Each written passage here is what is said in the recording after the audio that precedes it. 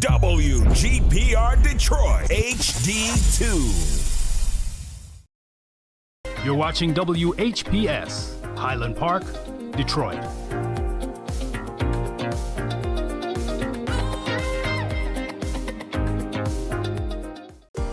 The views and opinions expressed on the following show are not necessarily the views and opinions of WHPS, its affiliates, management, or sponsors.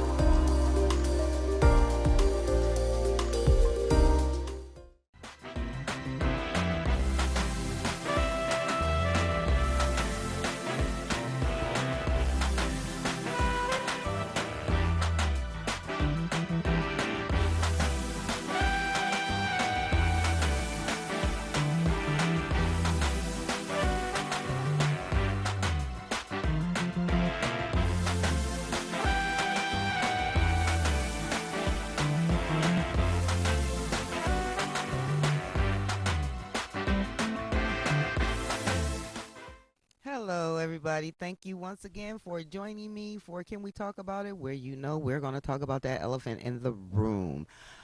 Before I begin, I know I'm looking kind of thuggish today.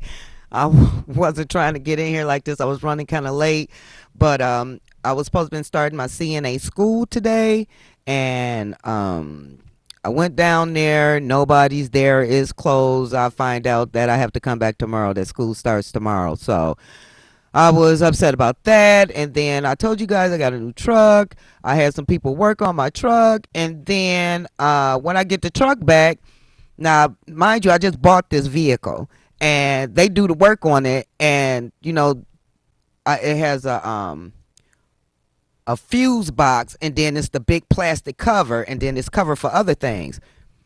I get my stuff back, and all the covers are sitting in the back seat, and I call my man. And he's like, "What's the matter with you?" I say, "Look, this is not a piece of drunk junk. This is not no ghetto truck. Put my truck back together." So I get down there because I was calling him after I had left the school.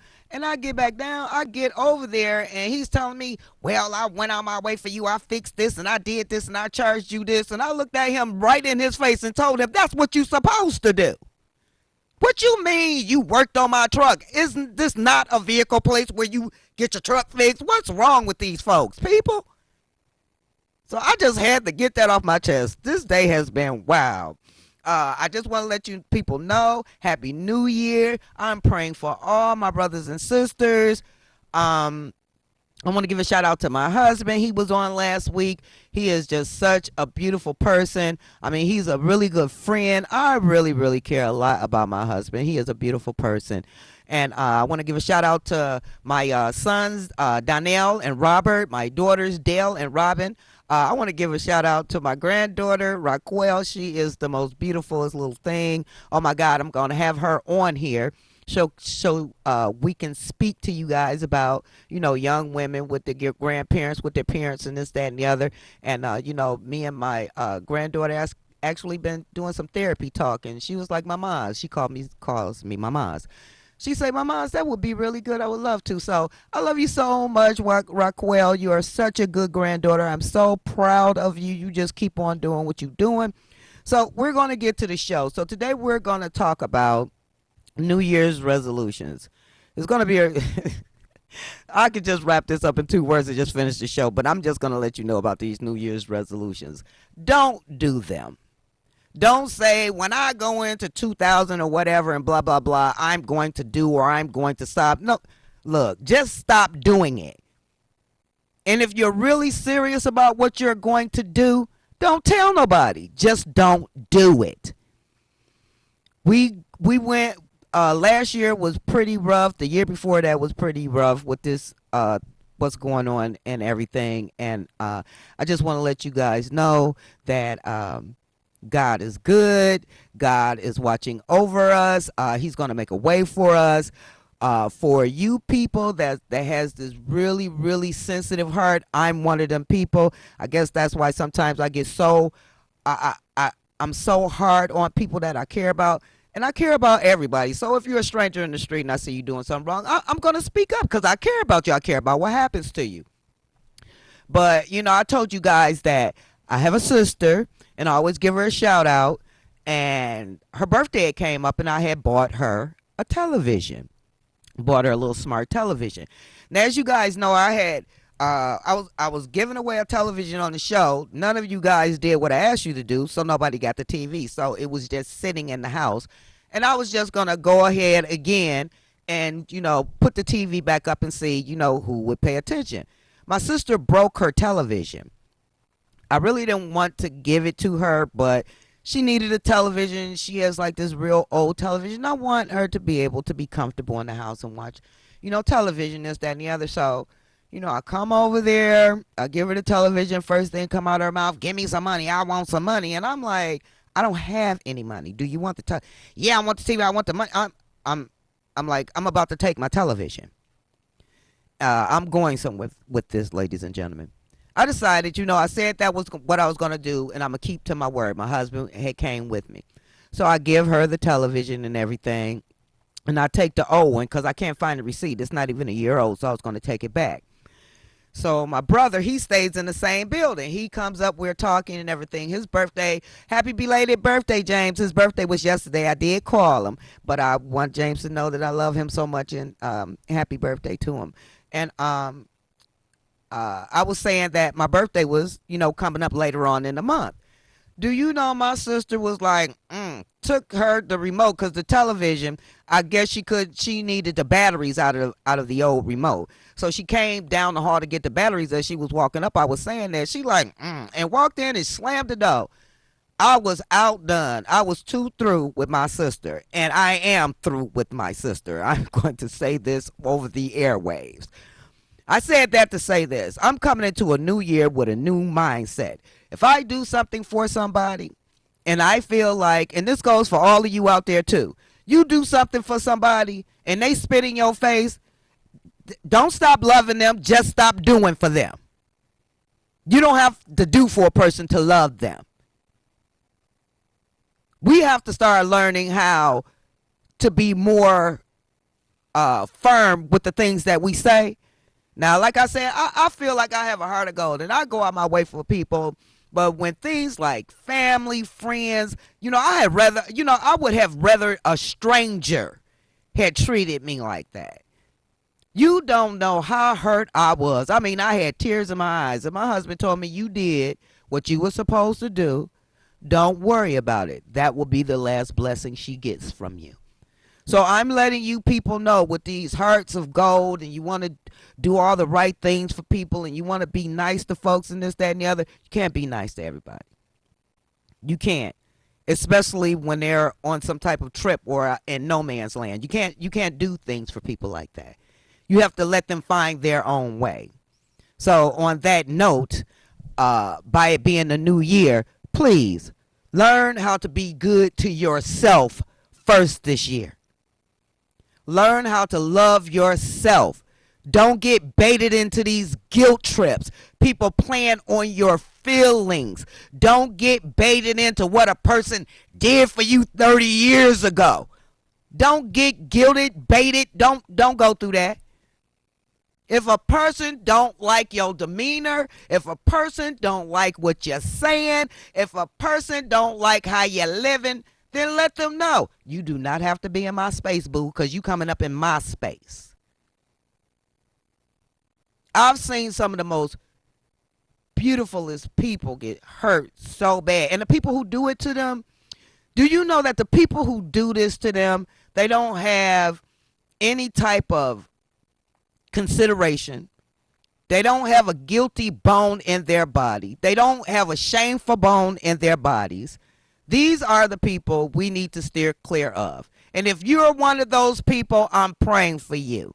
I'm not going to sit up and downgrade you. I don't know how you got that way or why you got that way. Or maybe you just a devil's minion and that's just the way you are. I don't believe everybody is like that. And I believe most people have a heart. And we have to learn how to start giving our hearts to each other. And this is going to sound prejudiced, but I'm not trying to sound prejudiced. We have to start giving it to each other, black brothers and sisters. This year, can you be a little more hospitable to your brother and sister? This year, can you love on your black brothers and sisters? Can you quit kissing the white man's butt for a minute? Can you stop doing that for a minute? I was reading something where a police officer had shot and killed, it wasn't in Detroit, but they shot and killed a young woman, and they let him go. They let him walk. I think they gave him probation, but as far as I'm concerned, they let him walk. Not only did they let him walk, he fought for 2 years to get his pension, his back pay. Do you know they gave it to him? Now, I met an ex-police officer Friday, and she was really nice, and she said something to me, and I think I'm gonna respond to it here. She's doing a different career now, but she says she used to be a police officer and this, that, and the other, and she said it with such, like, yeah, I'm the one. So I just broke out. I hate police officers. So she broke out and told me, you can't hate me because did I say I hate you? Are you a police officer now? You are in a totally different career now. I never said I hated you. I'm always blue. Okay, well then there you go. What can I say? Some of the police officers that I run across, no, very few police officers that I run across are very nice. They're very cordial. They don't walk up with their chest stuck out or their boobs stuck out, with their hands on their holsters, looking like they just got up from eating a big breakfast or something, walking like they Sheriff Roscoe Pico train or something like that. I don't know what their problems is, but some of these police officers are very nice, and I'm getting to know some of them. Some of you got a long way to go still. I want the police officers in Detroit. I'm talking about the white ones, and I'm talking about the coon ones. The ones who, did I do it right, boss? I got it. Did I get it? Did I get it, boss? The bucking of the eyes. So what I'm trying to say is, please, if you work in the city of Detroit, you may not live here, but there's no animals running around here. Quit tackling folks and talking to folks like we're back in 1930s and you can just talk. Please, can you please just put it in your heart not to do that? Can we have a city where we can say we love our police officers instead of everybody saying, let's set them up, let's ambush them, and y'all, that's not a good thing. It's just not. From the time of slavery all the way up until now, police have always been for white folks. They were slave catchers. But I'm willing to give police officers a chance if they're willing to do the right thing for Detroit. I'm willing to give police officers a chance when they're not on TV splaining about something that ain't right, and you're trying to make people think that it is. I listen to what you guys say. I listen to the media. You guys, we have to stop putting our stock in the media. We are so glued onto the media to where it's a shame. The media got us scared to go outside, scared to be around our family. You can be somewhere soon, somebody cough, everybody scattering like somebody turned on the lights and the roaches is leaving. These people are making you scared to be around your own people. That's a shame. If a man can control your mind, he don't need to control anything else. If a man, and they can control you with fear, they can control you with abuse, police, and other things. They can control you through your children. They can control you through radio.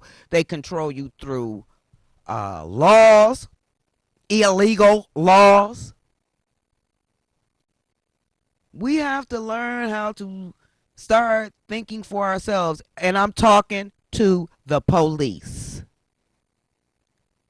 We got to start learning how to think for ourselves so we can all be one happy family. I mean, it's like them against us. We shouldn't have to live in Detroit like that. And there's some good police out there. Like I said before, there's some good police out there that shouldn't have to be ambushed or have things taken out on them because of other cops.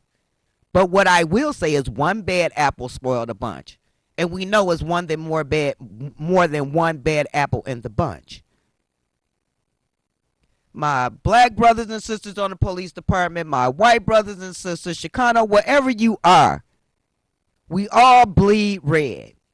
And for you guys out here trying to push the envelope or feeling like you something, you're going to do something to the wrong person, something going to happen to you, or you're going to do something to somebody, and somebody in your family going to get it just the way you did it to somebody else.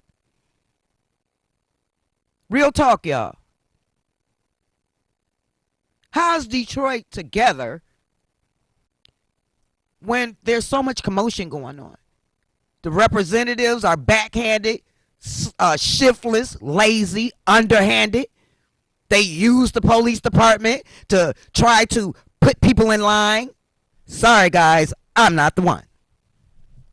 But they do that. And if people would just do their jobs, it would be a much more peaceful city. It really would. I know, that, people have bad days. Suck it up. That's your job. Put everything else. Leave it on the other side of that threshold when you go into your job. Don't nobody care about what's going on with us, you, them. Nobody cares. So we have to start caring for each other, police. There's some of you guys that's great. Oh my God. But it makes it bad when you got these bad cops out here, pushing the envelope, being trying to do this undercover stuff. It's just not gonna fly anymore. It can't. People are getting upset. People are mad. People are stuck in the house. We can't touch each other. We can't. I mean, I really do think that was the government's whole agenda, is for us not to be close. The Lord says we are helpers one of another. We have to be with each other. We have to console each other. We have to trust each other. We have to do this. We have to touch each other. Everybody's living in their own little bubble. And a lot of people's bubbles are popping.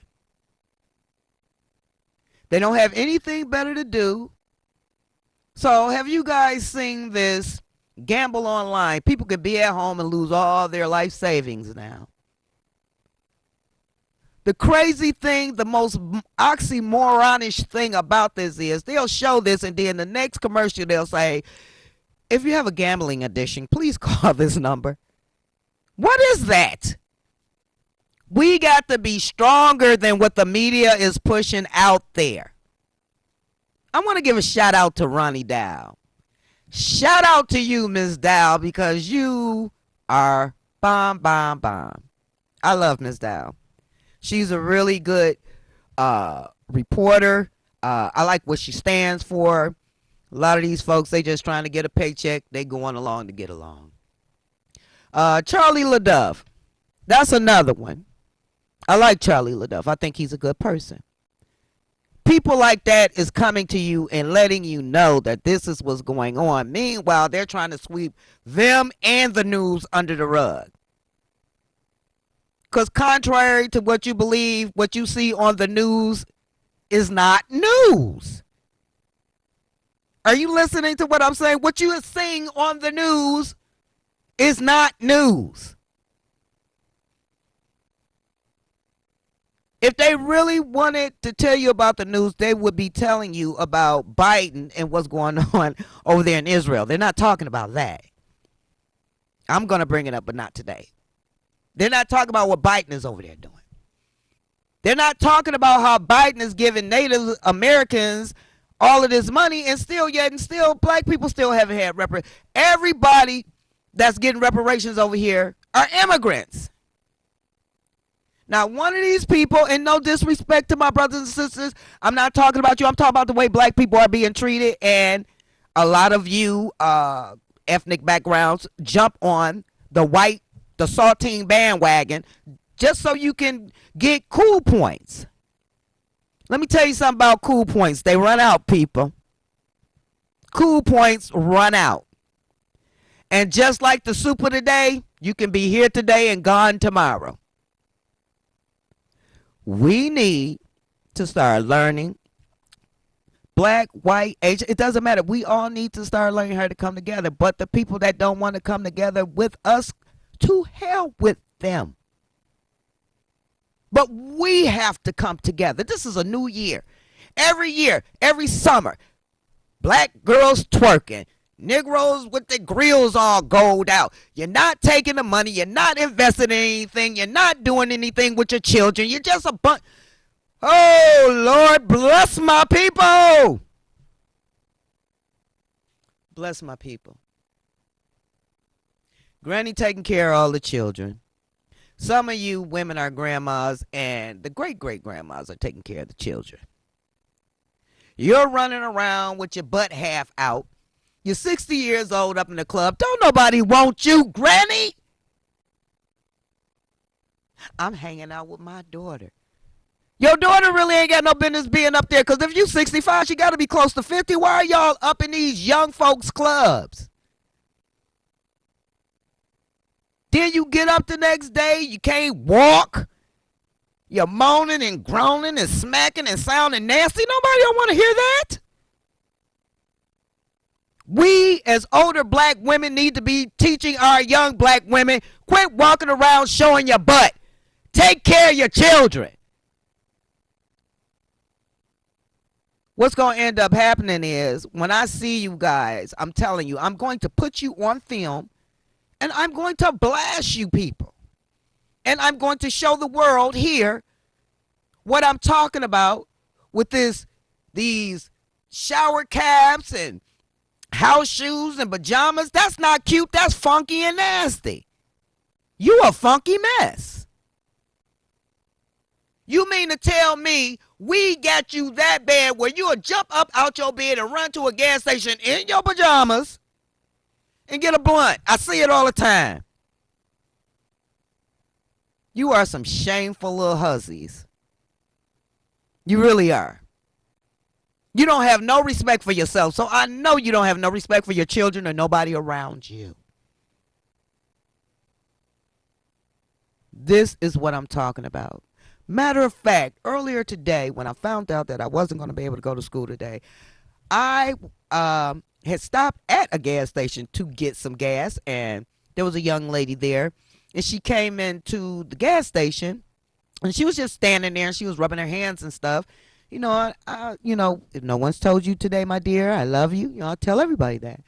And she was like, thank you. I went to pump my gas, got ready to get in the truck. I see her walking out. I don't see no more cars in the parking lot. And, you know, she's walking. So I'm like, how far you got to go? So she told me where she had to go. And I was like, ooh, that's kind of far. But I said, what's your next bus stop route? So she told me what the next bus stop route was, and I took her there. So by the time we got there, shoot, I was almost to her house. So I said, let me just take you to her house, to your house. So Miss Isis, it was a pleasure meeting you. I mean, for a young woman, you were a joy to talk to. You were very respectful. And I don't mind helping people that don't mind helping themselves, you know. When people are in a jam, you have to be there for them. You don't know what's going on in this person's life. You don't know how they came to be that way, or who made them that way, or what circumstance or situation put them in that situation. And that goes for the people that goes to the gas station. But we have to start getting through to these hard-hitters.